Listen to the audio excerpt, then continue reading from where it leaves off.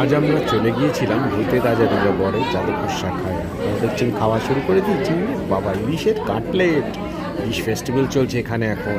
ইলিশ cutlet তো ছিলই, এরপর মেন ডিশে চলে এসেছি আমরা। মেন ডিশে ভাত, আরও অনেক ইলিশ চিংড়িতে ছড়াছড়ি, একদম বাঙাল ঘটির পুরো লড়াই লেগে যাবে। ইলিশ চিংড়ি, ইলিশ মাছ কচু শাক দিয়ে চিংড়ি, ইলিশ মাছের মাথা দিয়ে কচু শাক, তারপর কি কচু বাটা, ইলিশের ভর্তা, কচুর ভর্তা, কি দিই এখানে।